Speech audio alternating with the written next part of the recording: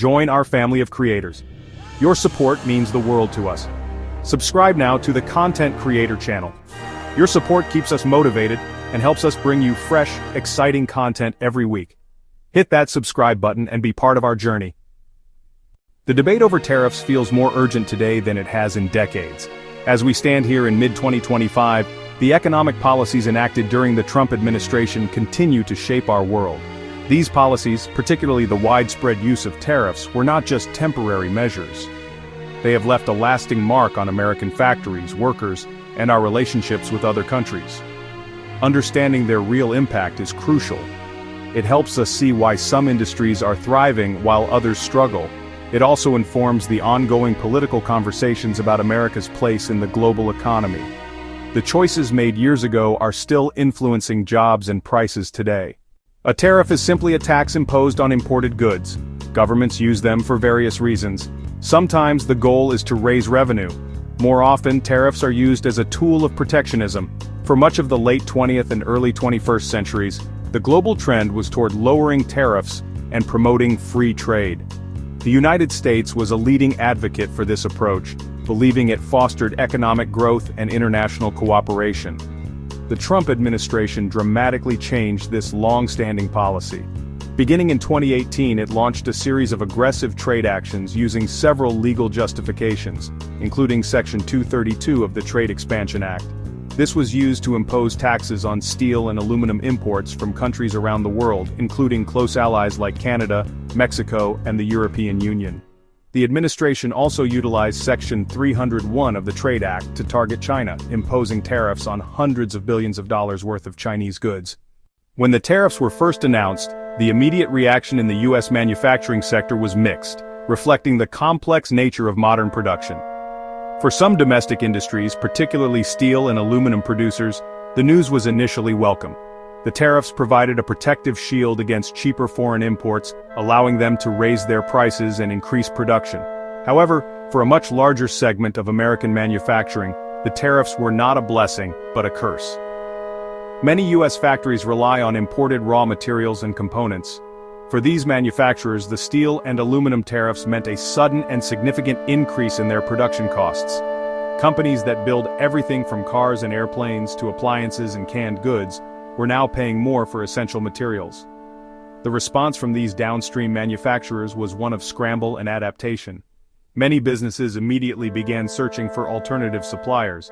However, U.S. producers could not always meet the sudden surge in demand, nor could they always supply the specific grades required. Some companies applied for exemptions from the tariffs, a process that proved to be slow, bureaucratic, and often unsuccessful. The tariffs sent powerful shockwaves through the intricate networks of global supply chains that American businesses depend on. For decades, companies had built these chains with one primary goal in mind: efficiency. The sudden imposition of tariffs disrupted this delicate balance overnight. A component that was affordable one day became expensive the next, forcing companies to make difficult decisions under immense pressure. In response to this stress, many companies began re-evaluating their supply chains. This led to a phenomenon known as trade diversion. Instead of production returning to the United States, it often shifted to other low-cost countries like Vietnam, Mexico, or Thailand. The complexity of modern products made this reshuffling especially difficult. A single finished good can contain hundreds or thousands of components from dozens of countries. In many cases, specialized parts were only available from a single producer in China, leaving American companies with no choice but to pay the tariff. The long-term consequence has been a fundamental rethinking of supply chain strategy, shifting from pure efficiency to resilience and risk management. The Trump administration's unilateral tariff actions triggered a swift and predictable response from targeted countries. International trade is based on reciprocity. When one country raises barriers, its trading partners almost always retaliate in kind. China, the European Union, Canada, Mexico, and others quickly drew up lists of American products to hit with their own retaliatory tariffs. These weren't random lists. They were strategically designed to inflict maximum political and economic pain, often targeting goods produced in politically sensitive regions. The main target of these retaliatory tariffs? American agriculture. China imposed steep taxes on soybeans, pork, corn, and other agricultural goods. This was a direct blow to the American heartland, a region that had been a strong base of political support for President Trump. Farmers who had spent years cultivating relationships with Chinese buyers suddenly saw their largest export market evaporate. The US government had to authorize billions of dollars in aid packages to farmers, using taxpayer money to offset damage caused by its own trade policy. The impact of the tariffs was not spread evenly across the United States economy. It created a distinct set of winners and losers. The most visible winners were the primary producers in the protected industries. On the other side were the numerous losers, starting with American manufacturers that use steel and aluminum as inputs. The impact was also felt geographically and sectorally. The losers included America's farmers, who became primary targets of retaliatory tariffs. Agricultural communities across the Midwest and the South suffered as their access to major export markets was cut off. In contrast, regions with heavy concentration of primary metal production saw some localized benefits. Even within a single company, there could be winners and losers. A diversified corporation might have one division that benefited while another was harmed. The tariffs did not lift the entire manufacturing boat. Instead, they tilted the playing field.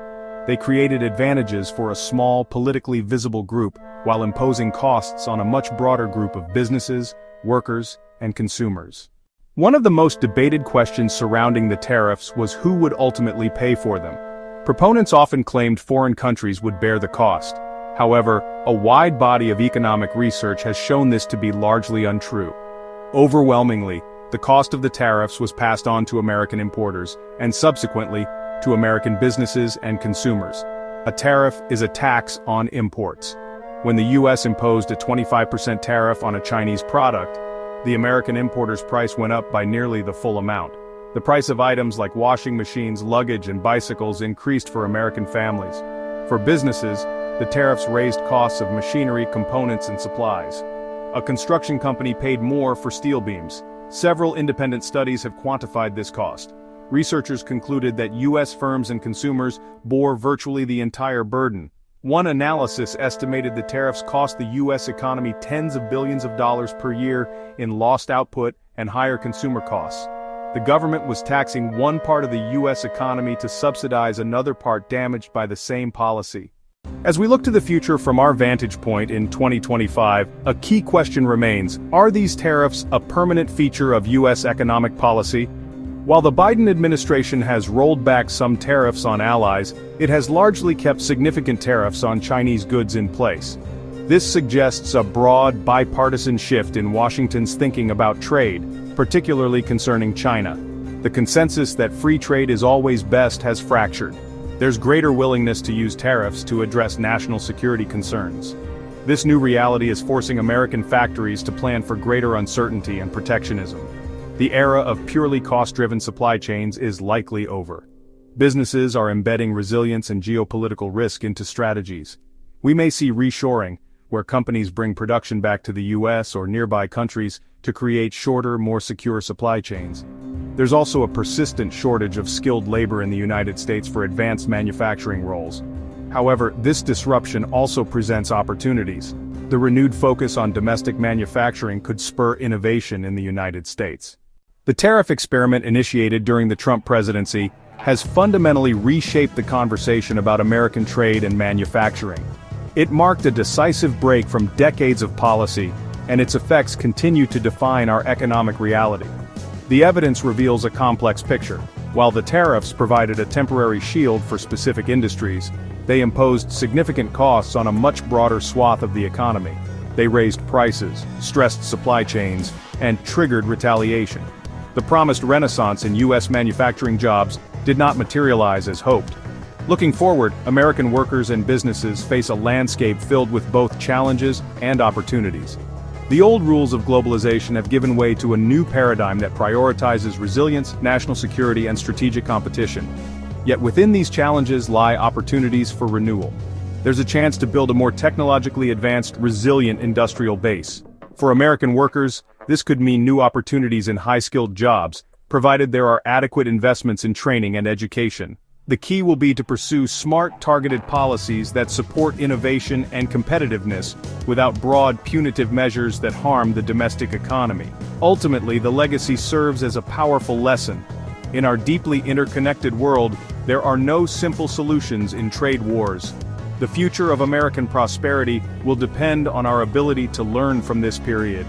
It requires fostering innovation at home, investing in our workforce, and engaging with the world from a position of strength. The goal must be to build an economy that is dynamic, competitive, and capable of creating broadly shared prosperity for all Americans in the decades to come.